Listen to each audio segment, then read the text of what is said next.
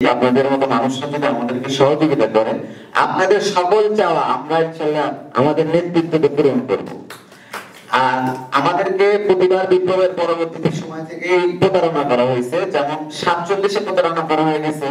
ব্রিটিশরা আমাদের এই বাংলার স্বাধীনতা কেড়ে নিয়েছিল নবাব সিরাজউদ্দৌলা, যার শাসন সীমানা ছিল বাংলাদেশ, উড়িষ্যা, বিহার। কিন্তু আমাদেরকে একটা ছোট্ট একটা ভূখণ্ডের মধ্যে সীমাবদ্ধ করতে তার ধর্মের ভিত্তিতে। এই প্রতারণা থেকে আসলে আমাদের সীমানাটা নিয়েও আমাদের সচেতন একটা জনজরিপ বা জনসমর্থন তৈরি করা। এবং 72-এ বা 71-এর বিপ্লবের পরে আমাদের একটা প্রতারণা করতে হচ্ছে 72-এর সংবিধান, যে সংবিধান দিয়ে আমাদের প্রতিনিয়ত স্বৈরাচার তৈরি করা হচ্ছে। আপনার আমার একজন সিনিয়র একজন বলে গেছেন যে 7 তালা পুকুর, এই 7 তালা পুকুর আমি বলি যে আগামীতেও যদি 7 তালা পুকুর সত্যিই দেওয়া হয়, তাহলে সেই পুকুরে আর মাছ থাকবে না, যদি স্বাধীন বিনোদ, স্বাধীন বিচার ব্যবস্থা করা না হয়।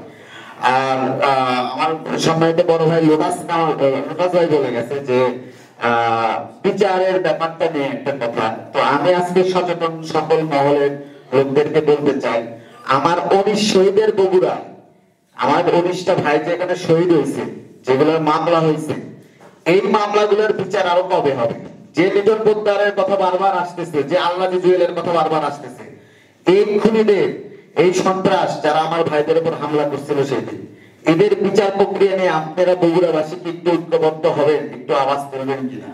আজকে অনেক দলের লোক, অনেক মতের লোক নির্বাচন নিয়ে কথা বলতেছে, কিন্তু যে আত্মার বিনিময় গুলো, যে জীবনের বিনিময় গুলো আমরা স্বাধীনতা পাইছি, সেই স্বাধীনতার কথা বলতেছে না। আরেকটা কথা, নির্বাচন দেখেন গত কয়েকদিন আগে পাবনায় গোলাগুলি হচ্ছে, নির্বাচনের নিয়ে আমরা আসলে শঙ্কিত, এটা কি আসলে খুন খারাপি যুদ্ধের একটা ময়দান তৈরি হবে কিনা?